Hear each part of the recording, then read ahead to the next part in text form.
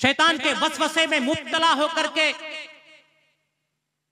वो मोतक़िद या अल्लाह या जुनैद का वजीफा बंद करता है, या अल्लाह कहना शुरू करता है। तारीख बताती है कि जैसे ही उसने या जुनैद का वजीफा बंद किया है, या अल्लाह कहना शुरू किया है, पैर पानी में डूब जाते हैं, डूबने लगता है, मरने लगता है। अब पुकारता है, शेख मैं तो चला, मेरा तो काम तमाम हुआ। हजरत जुनैद बगदादी आवाज देते हैं, नादान, फिर वही या जुनैद कहे, या जुनैद का वजीफा जबान पे ले आएगा तो डूबेगा नहीं, दरिया पार कर जाएगा।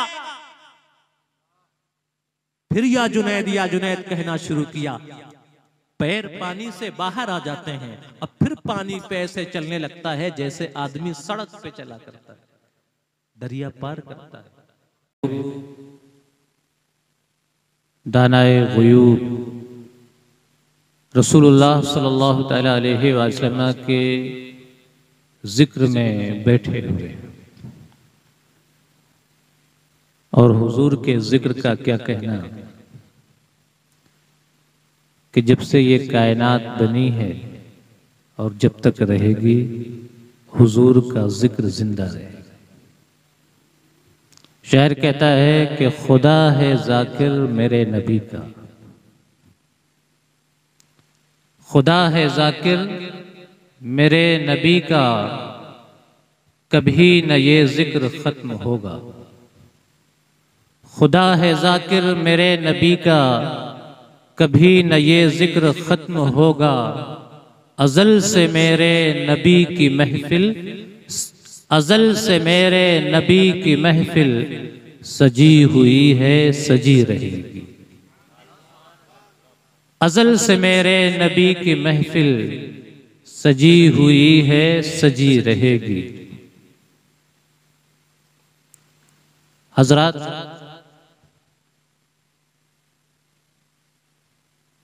आप लोग अपने घरों से निकलकर जिक्र की इस महफिल में तशरीफ लाए हैं। हमारी माएं और बहनें बैठी हुई हैं। अल्लाह के जिक्र की महफिलों में शिरकत करना, दीन की बातें सीखना, अपने दीन को जानने के लिए अपने घरों से निकलना अल्लाह की इबादत है।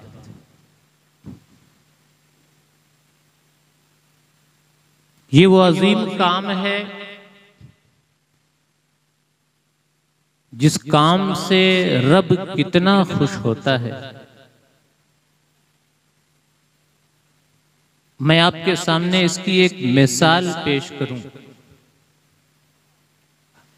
आज हमारे लिए दीन सीखना बहुत आसान है।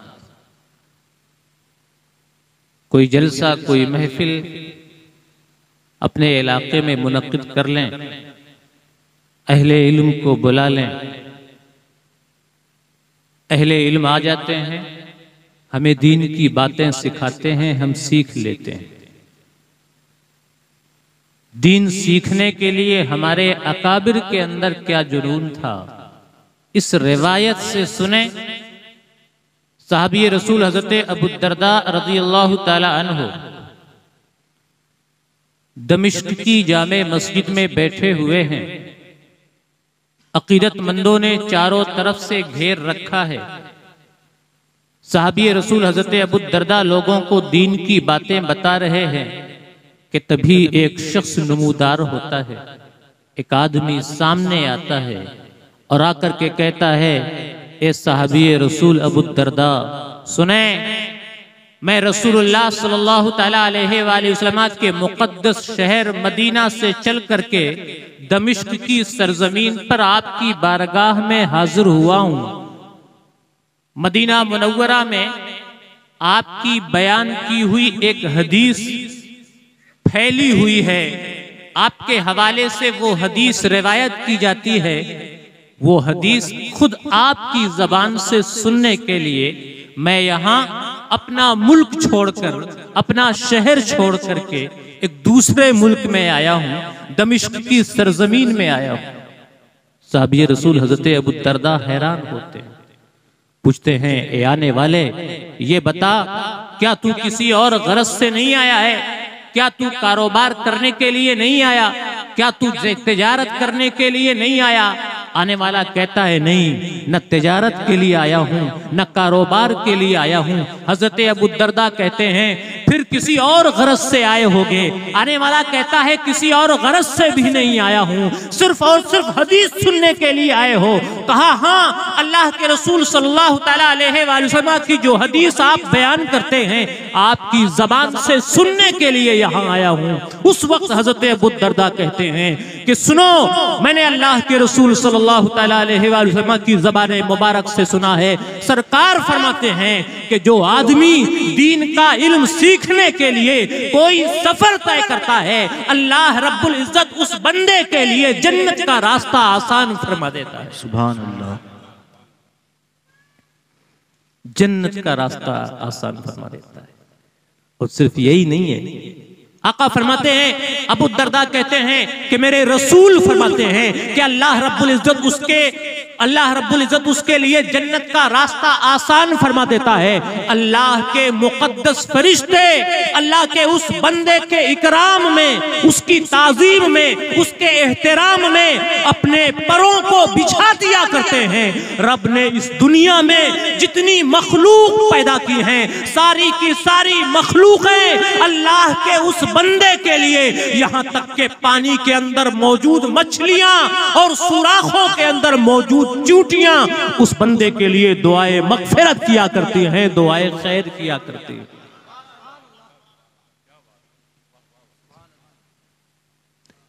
दीन की बात सीखने के लिए हम और आप यहां क्यों हैं? आप यहां क्यों आए? उलमा तकरीरें करेंगे, हमें दीन की बातें बताएंगे, हमें दीन की जानकारी होगी, हम उस दीन पे अमल करेंगे। दीन की बातें सीखने के लिए हमारे जो भाई यहां बैठे हुए हैं, जो माएं और बहनें बैठी हुई हैं, अल्लाह की कसम चाहे वो 10 कदम चल करके ही इस मुबारक महफिल में क्यों ना आई हो, वो सब की सब इस हदीस के मिस्दाक है। अल्लाह ऐसे बंदों के लिए अपनी जन्नत का रास्ता आसान फरमा देता है। अभी हज़रत फसीही साहब दामज़िल्लहु ने आपकी जो ये मस्जिद है, आपने अपने ताउन से इसे तामीर किया है, अपना पैसा, अपना सरमाया लगाया है। इसकी तकमील के लिए आपने जो ये ताउन पेश किया है, 11,000 रुपए की शक्ल में, 21,000 रुपए की शक्ल में, 5,000 रुपए की शक्ल में, 2,100 रुपए की शक्ल में, 100 रुपए, 500 रुपए की शक्ल में। क्या आप जानते हैं कि इसका मकाम व मर्तबा क्या है? जो मस्जिद आप बना रहे हैं, अल्लाह के बंदे अल्लाह के जिस घर में जा करके अल्लाह की इबादत करते हैं, नमाज पढ़ते हैं, मस्जिद का इमाम जुमा के दिन जो खिताब करता है, जो तकरीर करता है, दीन की जो बातें बताता है, इसकी फजीलत क्या है? इन मस्जिदों का मकाम व मर्तबा क्या है? अल्लाह के रसूल सल्लल्लाहु अलैहि वसल्लम ने फरमाया है कि जो अल्लाह के घर होते हैं, ये जो अल्लाह की मस्जिदें होती हैं, रूए जमीन में इनसे अफजल, इनसे बेहतर कोई और जगह नहीं होती।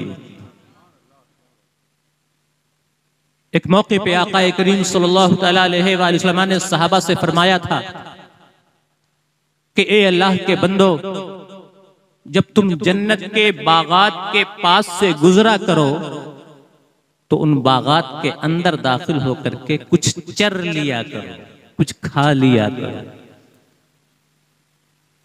जब तुम जन्नत के बागात, इज़ा मररतुम बिरियाज़िल जन्नति फरतऊ, मेरे सहाबा सुनो, जब तुम जन्नत के बागीचों, जन्नत के बागों के करीब से गुजरा करो तो वहां चले जाया करो, दाखिल हो जाया करो और वहां से कुछ चर लिया करो, कुछ खा लिया करो।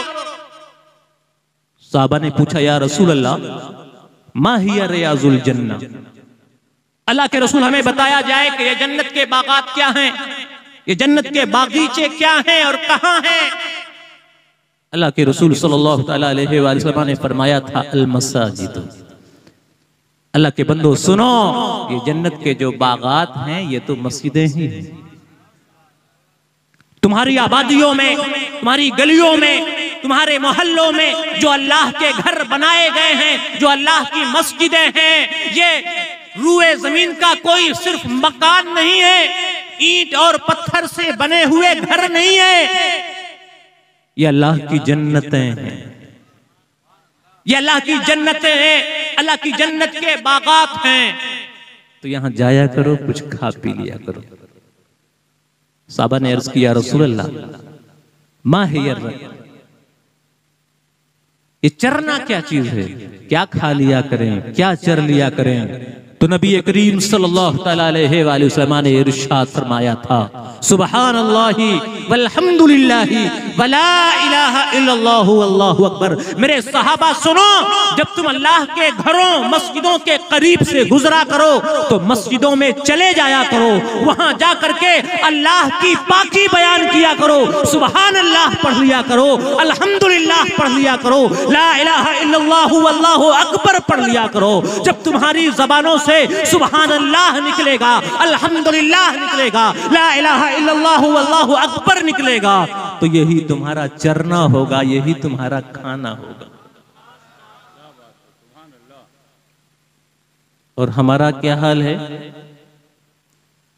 कि मस्जिद तो बना ली शब भर में ईमान की हरारत वालों, मस्जिद तो बना ली शब भर में ईमान की हरारत वालों ने। मन अपना पुराना पापी है, बरसों में नमाजी न बन सका। मन अपना पुराना पापी है, बरसों में नमाजी बन न सका। तो अल्लाह के जो ये घर हैं, बड़े पाकीज़ा मकामात, अल्लाह की इबादतें यहां की जाएं, यहां जिक्र किया जाए। और मस्जिद की तामीर करने वाले, मस्जिद की तामीर में हिस्सा लेने वाले, इन्हें क्या मिलता है? अल्लाह के रसूल सल्लल्लाहु अलैहि वसल्लम की ये हदीस पाक सुने। सरकार फरमाते हैं, मम बना मस्जिदन लिल्लाहि कमफहसे क़तातिन औ असग़रा बनल्लाहु लहू बैतन फिल जन्नह। आका इरशाद फरमाते हैं, मेरे सहाबा सुनो, क़यामत तक आने वाले मुसलमानों सुन लो, जो आदमी अल्लाह की रज़ा के लिए, अपने रब को खुश करने के लिए मस्जिद की तामीर करता है, अल्लाह का घर बनाता है। और कितना बड़ा घर, आका फरमाते हैं कि बंदा अल्लाह की रज़ा के लिए अल्लाह का जो घर बनाता है, वो अगरचे चील के घोंसले के बराबर ही क्यों ना हो, या चील के घोंसले से छोटा ही क्यों ना हो, अगर उसने अल्लाह की खातिर, अल्लाह की रज़ा की खातिर बनाया है, तो अल्लाह रब्बुल इज्जत उस बंदे के लिए अपनी जन्नत में एक महल तामीर फरमाता है।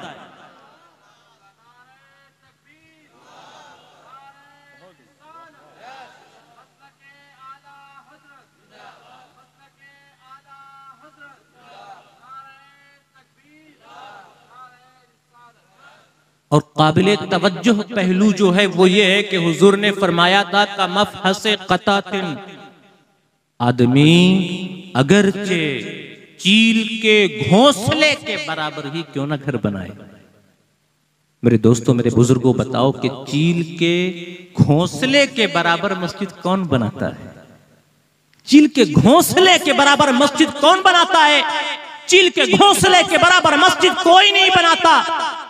असल बात यह है कि अल्लाह के रसूल जानते थे कि आने वाले वक्त में बहुत ऐसा होगा कि एक आदमी पूरी की पूरी मस्जिद नहीं बनाएगा, बल्कि मस्जिद की तामीर के लिए सैकड़ों लोग ताउन करेंगे, उनके ताउन से मस्जिद तामीर की जाएगी। आदमी ने जो ताउन पेश किया है, उसकी पेश की हुई रकम से अगर मस्जिद का इतना हिस्सा भी तामीर हो गया है, जितना चील का घोंसला हुआ करता है, या उससे छोटा ही हिस्सा क्यों ना तामीर हो जाए, अगर उसने अल्लाह की रजा के लिए पैसा दिया था, अल्लाह रब्बुल इज्जत उसके लिए भी बस जन्नत में अपना महल तामीर फरमाए। सुभान अल्लाह, सुभान अल्लाह। आपने जो ताउन पेश किया है, अगर उससे एक ईंट भी रख दी जा रही है, अल्लाह की कसम अल्लाह की रजा के लिए है, तो जन्नत में आपका घर पक्का है। जिन्होंने ताउन पेश किया खुशनसीब हैं, इतनी फजीलत है मस्जिद की तामीर की, बढ़ चढ़ करके हिस्सा लें। जिन्होंने जितना पेश किया उनके अंदर और हौसला होना चाहिए कि हम और पेश करें। जिन्होंने पेश नहीं किया वो मजीद पेश करें, जरूर पेश करें, और जिन्होंने पेश किया है उससे ज्यादा देने की कोशिश करें। एक एक रुपया जो अल्लाह की रजा के लिए दिया जाए, उसका सिला हमें आखिरत में मिलने वाला है, आखिरत में मिलने वाला है। गुफ्तगू ये चल रही थी कि दीन सीखने के लिए आज मुसलमान ये मुबारक महफिलें सजाते हैं, बैठते हैं, अपना वक्त देते हैं, दिन की बातें सुनते हैं।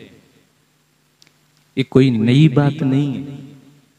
अल्लाह के रसूल सल्लल्लाहु अलैहि वसल्लम की इस कायनात में आमद ही हुई है इस दुनिया वालों को दीन सिखाने के लिए। आका करीम सल्लल्लाहु अलैहि वसल्लम अपने मानने वालों के अंदर, अपने चाहने वालों के अंदर, ईमान वालों के अंदर दीन का इल्म सीखने के हवाले से ऐसा जुनून पैदा करने की कोशिश करते थे, ऐसा जुनून पैदा करना चाहते थे कि उनके नजदीक जो सबसे बड़ी दौलत हो वो दीन का इल्म हो। आज हम तो थोड़ी देर के लिए बैठ जाएं तो सोचते हैं कि हमने बहुत बड़ा काम कर लिया।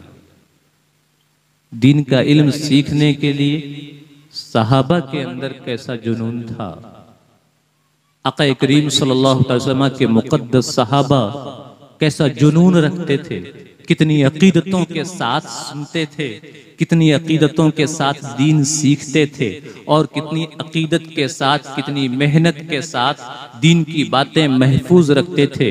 इसका अंदाज़ा सहाबी रसूल, खादिम रसूल हज़रत अनस बिन मालिक रज़ियल्लाहु ताला अन्हो की इस रिवायत से करें। हज़रत अनस बिन मालिक रज़ियल्लाहु ताला अन्हो बयान करते हैं कि अल्लाह के रसूल सल्लल्लाहु ताला अलैहि वसल्लम जब अपनी मुबारक महफिलों में सहाबा के सामने हदीसें बयान किया करते थे, उन्हें दीन की बातें सिखाया करते थे, तो सहाबा इस तवज्जुह के साथ सुना करते थे, इस खामोशी के साथ सुना करते थे कि गोया उनके सरों पे परिंदे बैठे हुए हों कि अगर जरा सा भी हिले तो परिंदा सर से उड़ जाएगा। इतनी तवज्जुह के साथ सहाबा सुना करते थे। और जब सरकार हदीसें बयान करने के बाद उस मुबारक महफिल से उठ जाते, सहाबा नहीं उठा करते थे, सहाबा बैठे रहा करते थे। हुजूर के जाने के बाद अब सहाबा उन हदीसों को याद किया करते थे। कैसे याद करते थे? सहाबा उन हदीसों का दौर किया करते थे। सरकार के जाने के बाद सहाबा बैठे रहते, पहले एक आदमी खड़ा होता और हुजूर की बयान की हुई सारी हदीसों को सुनाता, फिर दूसरा खड़ा होता वो बयान करता, फिर तीसरा खड़ा होता वो बयान करता, फिर चौथा खड़ा होता वो बयान करता। अनस बिन मालिक कहते हैं कि बहुत दफा ऐसा होता था कि मजलिस में 60 लोग हुआ करते थे और वो 60 के 60 बारी बारी हुजूर की सुनी हुई सारी हदीसें बयान करते थे। और फिर जब हम उस मजलिस से उठा करते थे तो सरकार की बयान करदा वो हदीसें हमें ऐसे याद हो जाया करती थी जैसे हमारे दिलो दिमाग के अंदर बो दी गई हो। खेत में दाना बो दिया जाए, डाल दिया जाए तो वो गायब नहीं होता है, पौधे की शक्ल में नमूदार होता है। कहते हैं जब हुजूर उठ जाते और हम हदीसों का दौर कर लेते तो वो हदीसें हमें ऐसे याद हो जाती जैसे हमारे दिलो दिमाग में उन हदीसों को बो दिया गया।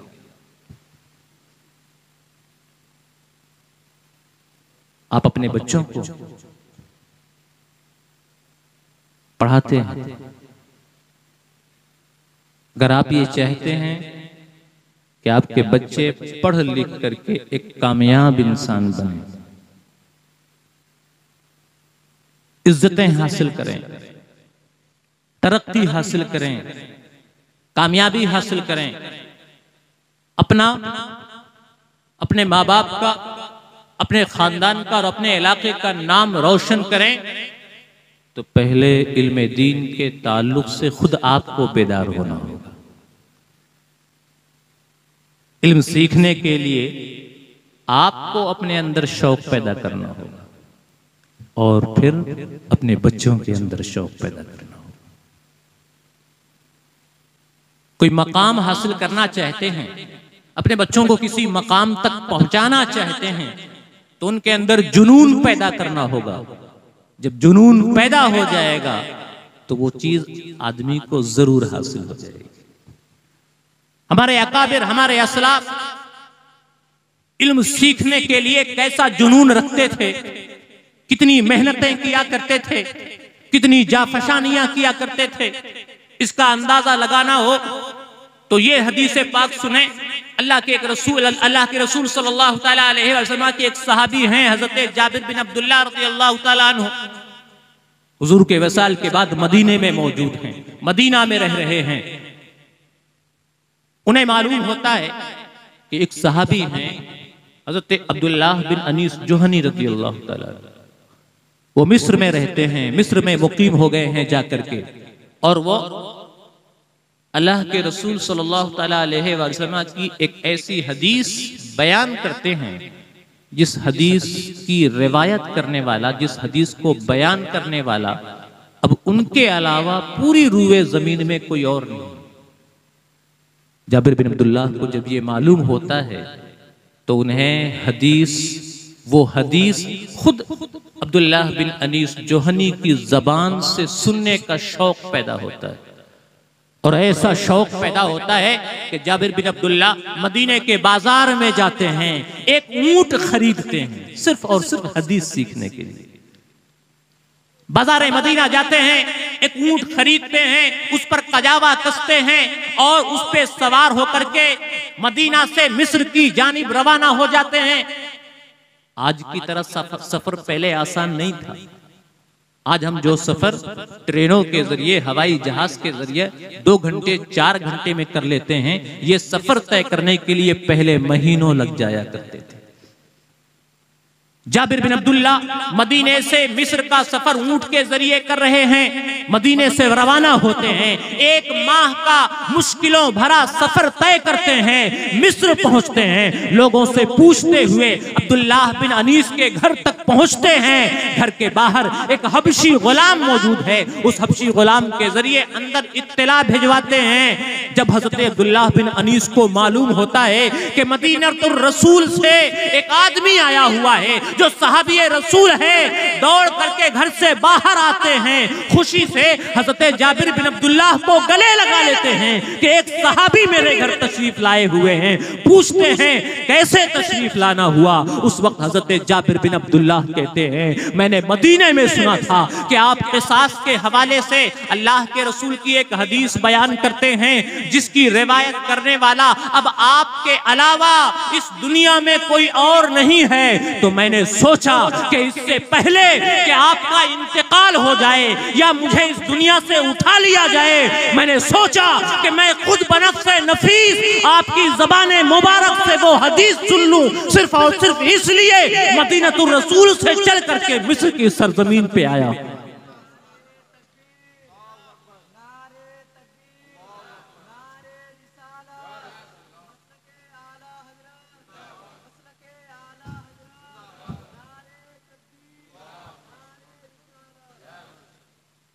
इल्म ने इस तरह बख्शा है, किस कदर पुरसुकून थी ला इल्मी।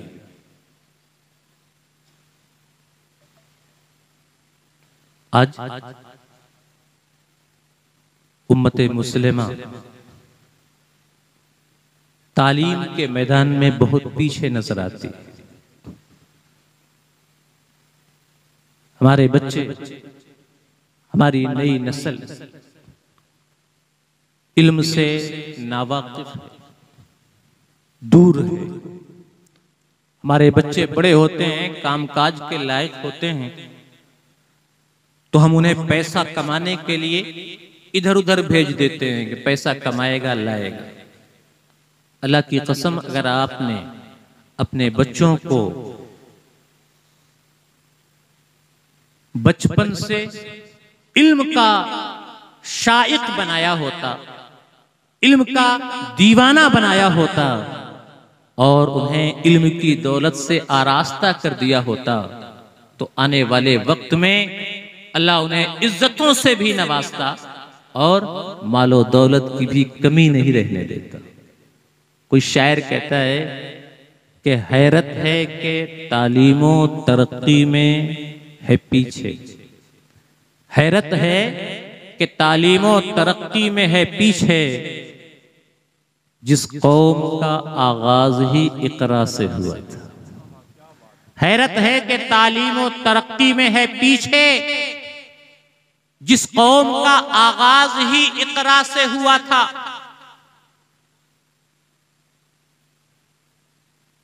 आज माँ बाप बच्चे बड़े हो जाएं तो उन्हें कामकाज में लगा देते हैं।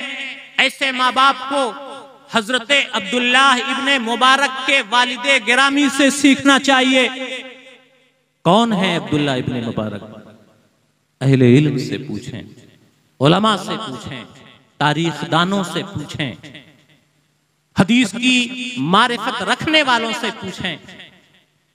एक मुहद्दिस हैं, एक फकीह हैं, एक जबरदस्त आलिम दीन हैं। उन्होंने दीन का इल्म सीखा, हदीस का इल्म हासिल किया, तो अल्लाह रब्बुल इज्जत ने उन्हें वो इज्जत अता फरमाई, वो शान अता फरमाई कि सैकड़ों साल गुजर चुके हैं, आज तक तारीख अब्दुल्लाह इब्ने मुबारक को याद कर रही है। और सिर्फ अब्दुल्लाह इब्ने मुबारक को नहीं याद कर रही है, अब्दुल्लाह इब्ने मुबारक के वसीले से उनके बाप को भी याद करती है। कौन है अब्दुल्लाह इब्ने मुबारक?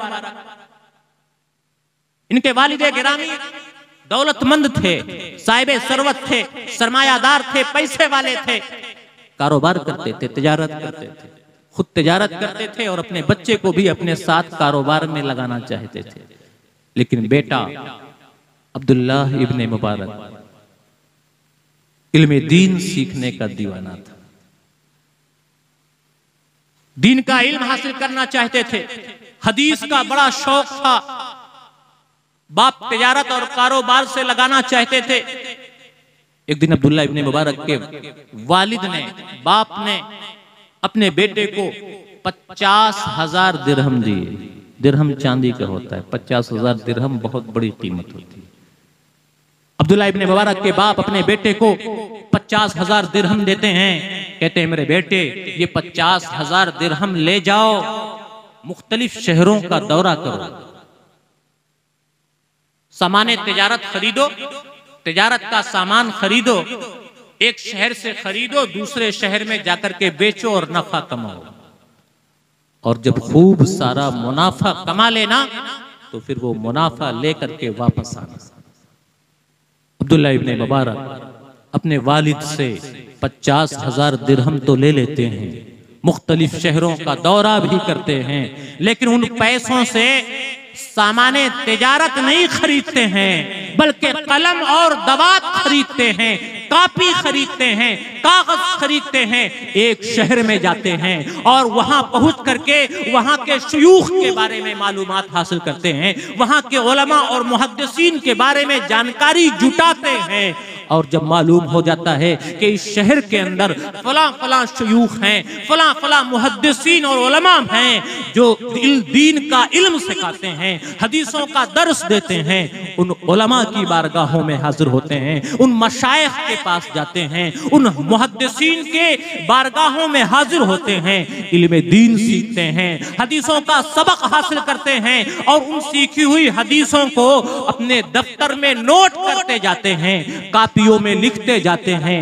एक शहर के तमाम शयूख से हदीसों का इल्म हासिल करने के बाद दूसरे शहर जाते हैं, वहां के शयूख से इल्म हासिल करके तीसरे शहर में जाते हैं। इस तरह मुख्तलिफ शहरों का दौरा करते हैं और इल्म हदीस जमा करते हैं, अपनी कापियों में नोट करते जाते हैं। जब 50,000 दिरहम का वो सारा का सारा सरमाया खर्च हो जाता है, अब अपने शहर वापस आते हैं, अपने बाप की बारगाह में हाजिर होते हैं, वालिदे गिरामी के पास पहुंचते हैं।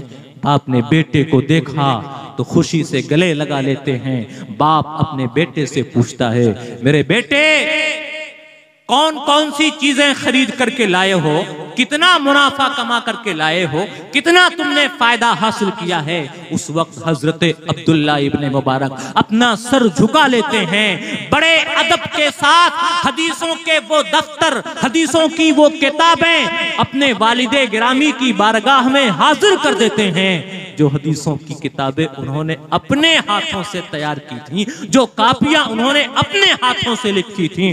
अब्दुल्ला इब्ने मुबारक के वालिद जब हदीसों के वो दफ्तर देखते हैं, उनकी आंखों में आंसू आ जाते हैं, खुशी से अपने बेटे को गले लगा लेते हैं, बिलक बिलक करके रोने लगते हैं, बेटे का हाथ पकड़ते हैं, घर के अंदर ले जाते हैं। 30,000 दिरहम और रखे हुए थे, वो 30,000 दिरहम भी अपने बेटे को देते हैं और बड़े प्यार से रोते हुए कहते हैं, मेरे बेटे ये 30,000 दिरहम भी ले जाओ और जो तिजारत तुमने की है, जाओ वो तिजारत मुकम्मल करके वापस आओ। जो नफा तुम कमा करके लाए हो, वही नफा और कमा करके लाओ।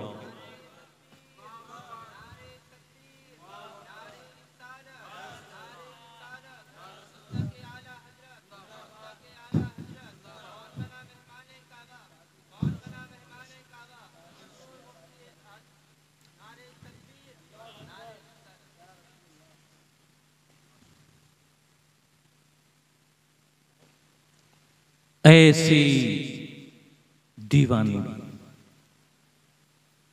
जब एक बाप अपने बेटों की, अपने बच्चों की, अपनी बच्चियों की तालीम के हवाले से, तरबियत के हवाले से ऐसा बेदार होगा, अपने बच्चों की तालीम और तरबियत पर बेदरेग सरमाया खर्च करेगा, तो उसके बच्चे का नाम अब्दुल्ला इब्ने मुबारक की तरह तारीख में दर्ज हो जाएगा।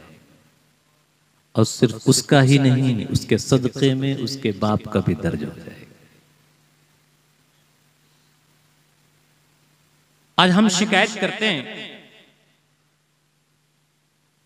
हम अपने मुआशरे, अपने घर के बच्चों को देखें, अगर हम उन्हें पढ़ने के लिए स्कूल में भेजते हैं, मदरसे में भेजते हैं, 12 बच्चे ये शिकायत करते हैं कि हम याद करते हैं लेकिन याद नहीं होता है,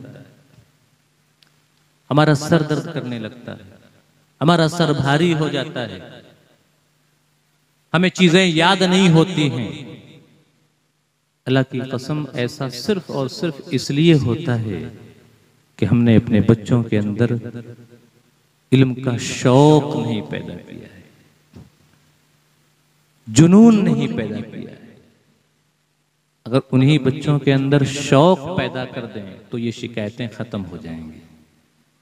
हमारा जो बच्चा ये कहते हुए नहीं थकता कि चीजें मुझे याद नहीं होती हैं, मेरा सर दर्द करने लगता है, उन्हीं बच्चों को अगर हम देखें, अगर उन्हें क्रिकेट देखने का शौक है और वो अगर क्रिकेट देख रहे हों तो इतने शौक के साथ, ऐसे जुनून के साथ देखते हैं कि जब पूरा मैच देख लें तो उनसे पूछो कि बेटे किस खिलाड़ी ने कितने रन बनाए, किस खिलाड़ी ने कितने विकेट लिए, किसने कितने चौके, किसने कितने छक्के मारे, तो पूरी डिटेल के साथ बताएगा।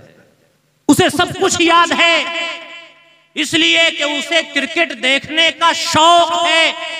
उसने अपने अंदर क्रिकेट का जुनून पाल रखा है। कुरान याद करते हुए सर इसलिए दर्द करने लगता है कि उसे कुरान याद करने का शौक नहीं है, जुनून नहीं है, इसलिए सर दर्द करने लगता है। उन्हें बुजुर्गों के वाकयात सुनाने की जरूरत है। उन्हें अब्दुल्ला इब्ने मुबारक की तारीख याद दिलाने की जरूरत है। अगर शौक पैदा हो, अगर जुनून पैदा हो जाए तो अल्लाह की कसम न कभी सर दर्द होगा और न कभी ये शिकायत होगी कि चीज याद करते हैं लेकिन याद नहीं होती है। शौक हो, जुनून हो तो अब्दुल्ला इब्ने मुबारक के जैसा हो। जब जुनून पैदा हो जाए तो हर चीज याद हो जाया करती है। अब्दुल्ला इब्ने मुबारक का ये वाकया देखें। उनका एक दोस्त बयान करता है कि बचपन में एक बार मैं और अब्दुल्ला इब्ने मुबारक एक मकाम से गुजर रहे थे। एक जगह कुछ लोग जमा थे, एक महफिल थी, एक खतीब खुतबा दे रहा था, एक तकरीर करने वाला तकरीर कर रहा था। मैं और अब्दुल्ला इब्ने मुबारक उस महफिल में रुक गए, खतीब का खुतबा सुनने लगे, मुकर्रिर की तकरीर सुनने लगे। तकरीर लंबी थी, जब तकरीर पूरी हो जाती है खतीब खुतबा देना बंद कर देता है। उस वक्त अब्दुल्ला इब्ने मुबारक जरा ऊंची आवाज में कहते हैं कि इस खतीब ने जो खुतबा दिया है मुझे पूरा का पूरा खुतबा याद हो गया,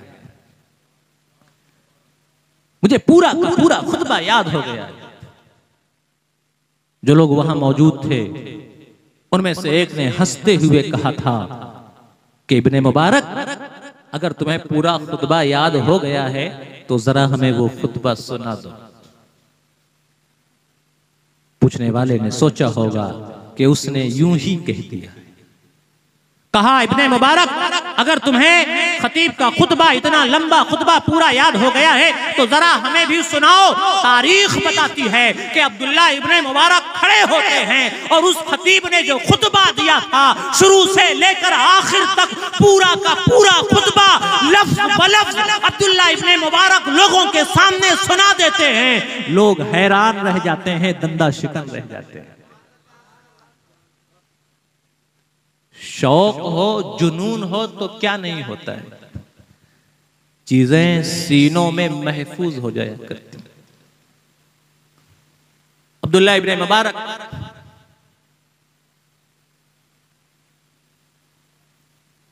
सिर्फ हदीसों को लिखा नहीं करते थे, सिर्फ किताबें तैयार नहीं किया करते थे, जिस चीज को वो कागज पर उतारा करते थे वो सब का सब उनके सीने में भी महफूज हुआ करता था। एक बार अब्दुल्ला इब्ने मुबारक के वालिद किसी बात पे उनसे नाराज हो जाते हैं। बाप नाराज हो जाता है और गुस्से के आलम में बाप बेटे से कहता है अल्लाह की कसम अगर मुझे तुम्हारी किताबें मिल जाएं तो मैं तुम्हारी किताबों को जला करके खाक कर दूं। गुस्से में बाप कह रहा है अल्लाह की कसम अगर मुझे तुम्हारी किताबें मिल जाएं तो मैं उन्हें जला करके खाक कर दूं। तो अब्दुल्ला इब्ने मुबारक ने बड़े अदब से कहा था वालिदे गिरामी अगर आप मेरी किताबों को जला करके खाक भी कर देंगे तो मेरा कोई नुकसान नहीं होगा। अगर आप मेरी किताबों को आग के हवाले कर दें, जला करके खाक कर दें, अल्लाह की कसम मेरा कोई नुकसान नहीं होगा। इसलिए कि इन किताबों में जो इल्म मौजूद है वो सारा का सारा इल्म आपके इस बेटे के सीने में भी महफूज है। बाप अपने बेटे की जबान से जब ये अल्फाज सुनता है गुस्सा खत्म हो जाता है, हाथ उठा करके रब का शुक्र अदा करता है। मेरे रब तेरा शुक्र है कि तूने ऐसा फर्जंद अता किया है जिसके सीने में सारा इल्म महफूज है।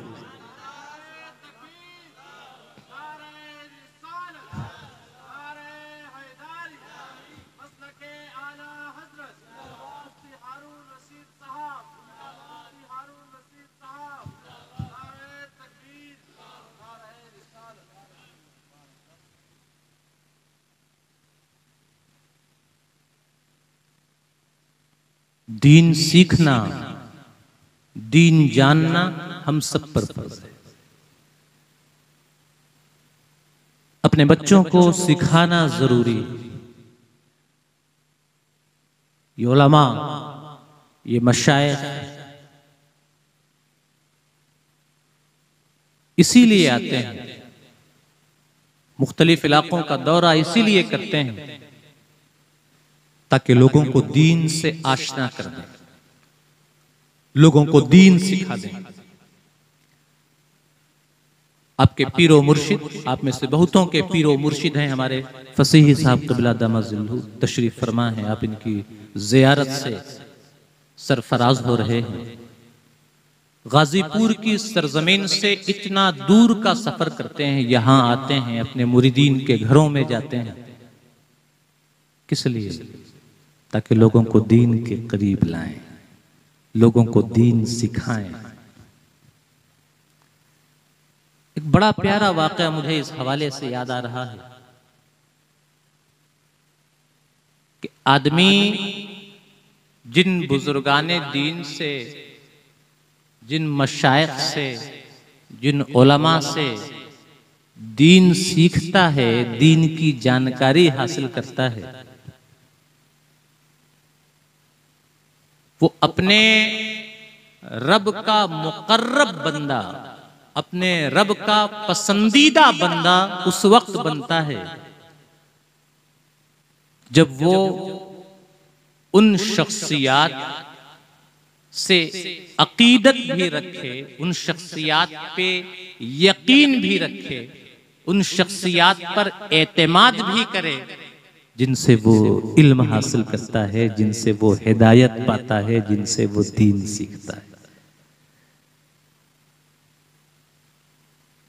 आप जिन मशाइख से, जिन उलमा से, जिन इमामों से दीन सीखते हैं, दीन की जानकारी हासिल करते हैं, अगर आप उन पे एतमाद नहीं करते हैं, उन पर भरोसा नहीं करते हैं, उनकी बातों पे यकीन नहीं रखते हैं, आप सही में मारिफते रब्बानी से हम किनार नहीं हो सकते। खुदा की मारिफत अगर चाहते हैं, खुदा का कुर्ब अगर हासिल करना चाहते हैं, तो जिन इमामों से, जिन मशाइख से, जिन उलमा से आप दीन सीखते हैं, उन पे आपको एतमाद भी करना होगा, उनसे आपको अकीदत भी रखनी होगी। मशहूर बुजुर्ग हैं हजरत जुनैद बगदादी रज़ियल्लाहु तआला अन्हु, आला हजरत इमामुल बरकत इमाम अहमद रजा कादरी बरेलवी कुद्दस सिर्रुहु अपने मरफूजात में बयान फरमाते हैं कि एक बार हजरत जुनैद बगदादी दरियाए दिजला के किनारे पहुंचे। दरियाए दिजला को पार करना है, कश्ती वहां पे नहीं थी। अल्लाह वाले अल्लाह के फजल से वसाइल के, वसीले के, जरिए के मोहताज नहीं होते। हजरत जुनैद बगदादी दरिया के किनारे पहुंचते हैं, दरिया पार करना है, जबान पर या अल्लाह का वजीफा जारी करते हैं और या अल्लाह पढ़ते हुए दरिया पे कदम डाल देते हैं। जबान पे या अल्लाह का विर्द जारी है, या अल्लाह का वजीफा पढ़ते जा रहे हैं और पानी पर चलते जा रहे हैं, और पानी पे इस तरह चल रहे हैं जैसे आदमी सूखी जमीन पे चला करता है, जैसे आदमी सड़क पे चला करता है। पैर पानी पे तो पड़ रहे हैं लेकिन पानी के अंदर डूब नहीं रहे हैं। हजरत जुनैद बगदादी दरिया पार कर रहे हैं, एक और आदमी आता है पीछे से, उसे भी दरिया पार करना था। जुनैद बगदादी का मोतक़िद था, देखा कि हजरत जुनैद बगदादी तो दरिया पर इस तरह चल रहे हैं जैसे आदमी सड़क पे चलता है, उसे भी दरिया के पार जाना था, कोई कश्ती नहीं थी। उसने हजरत जुनैद बगदादी को आवाज दी, शेख मुझे भी दरिया पार करना है, मुझे भी उस तरफ जाना है, मुझे भी अपने साथ ले लें। तो हजरत जुनैद बगदादी कहते हैं कि या जुनैद कहते जाओ और दरिया पार करते जाओ। अगर दरिया पार करना चाहते हो तो जबान पे या जुनैद का वजीफा जारी करो।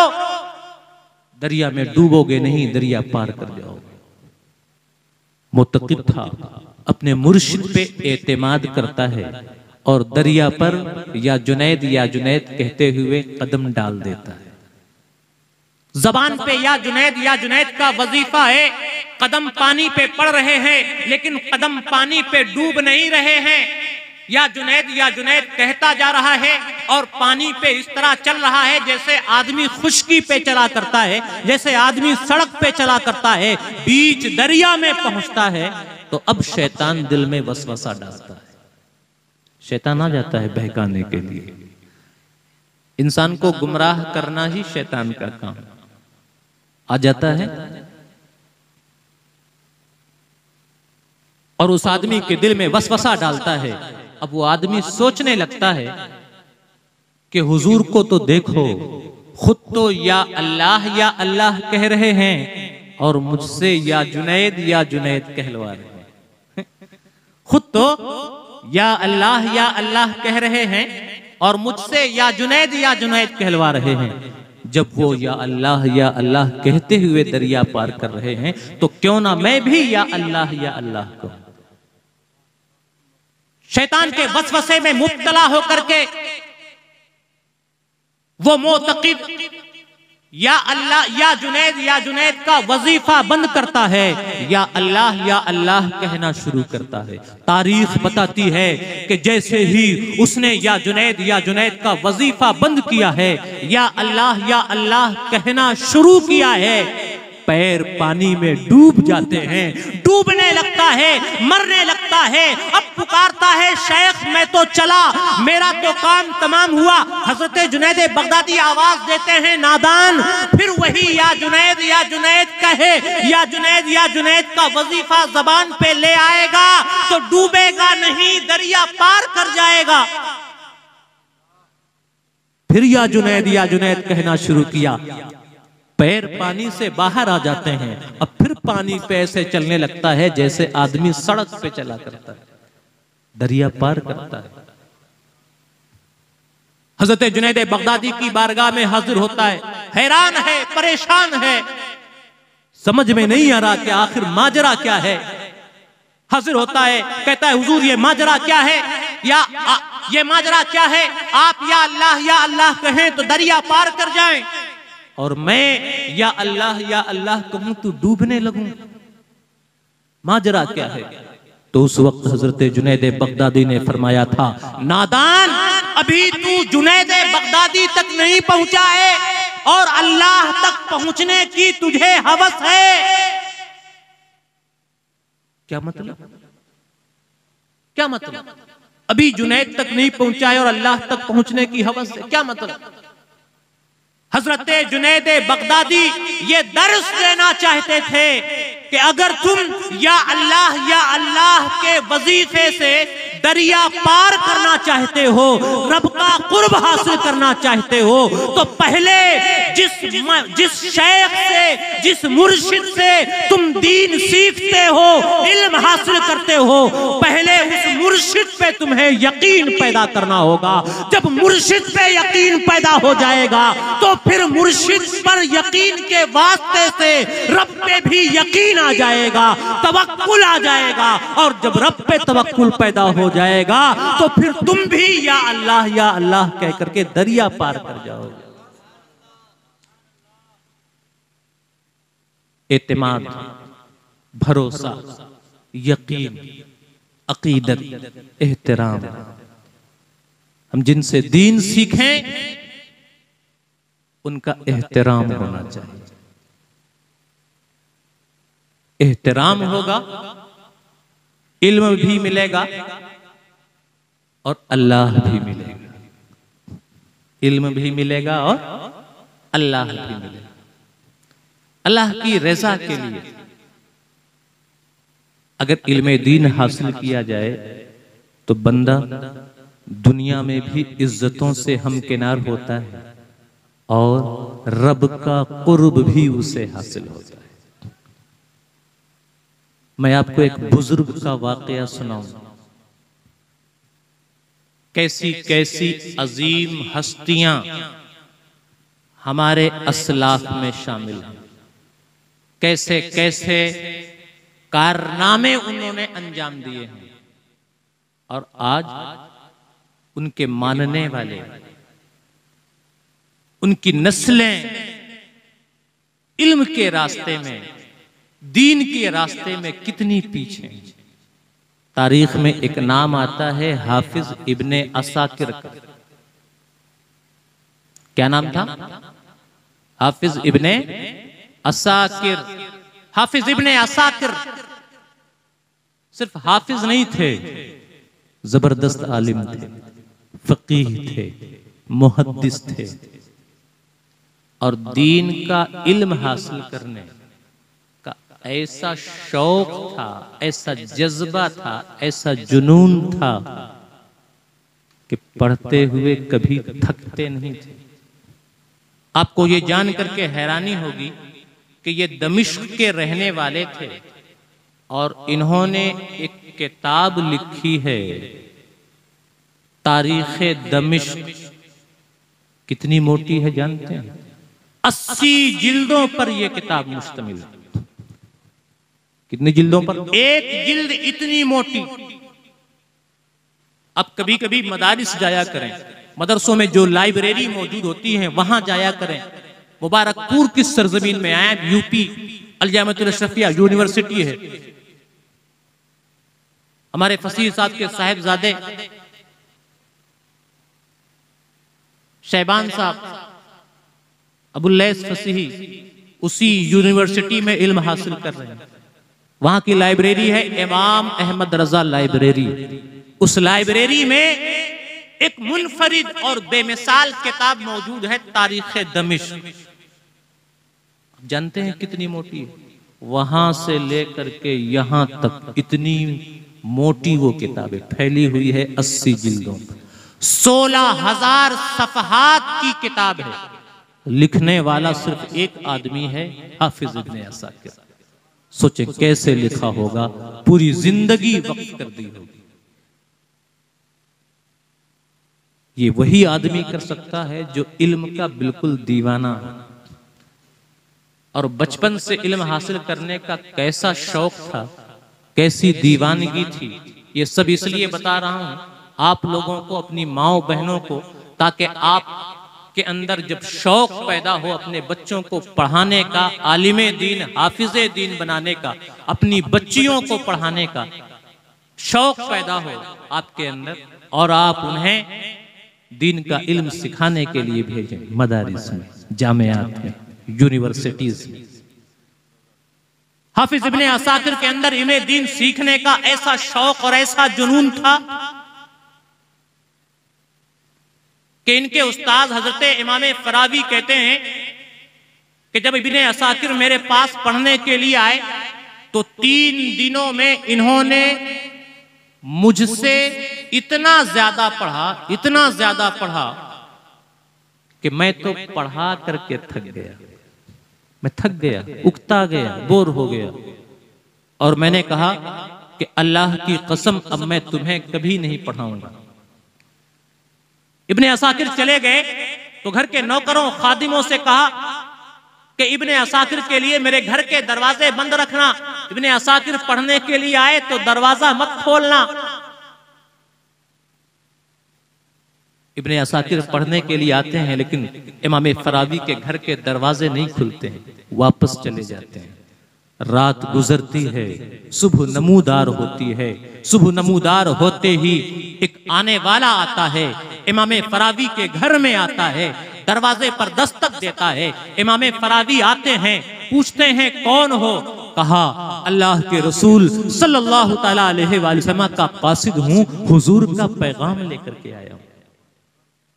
इमाम फरावी खुशी से झूम उठते हैं कि सरकार का कासिद है, पैगाम लेकर के आया है। मेरी सादत है कि हुजूर ने अपना कासिद मेरे पास भेजा है, हुजूर का पैगाम लेकर के आया है। खुशी से घर के अंदर ले जाते हैं, बिठाते हैं, इज्जत से नवाजते हैं और पूछते हैं आने वाले बताओ हुजूर का पैगाम क्या है।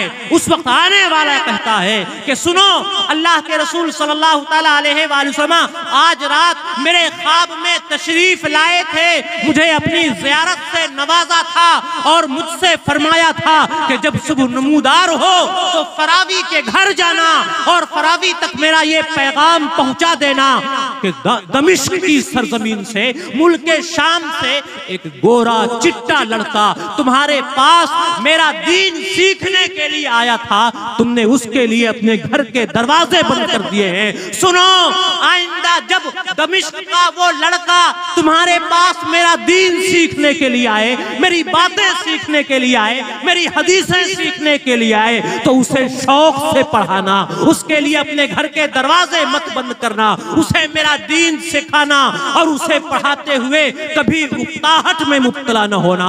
हजरत इमाम फरावी कांप जाते हैं। अल्लाह अल्लाह, इब्ने असाकिर का अल्लाह के रसूल की बारगाह में क्या मकाम है कि मैंने इब्ने असाकिर के लिए घर के दरवाजे बंद किए थे तो खुद हुजूर ने अपना कासिद भेज करके मुझे तंबीह फरमाई। ऐसा शौक, ऐसी दीवानी।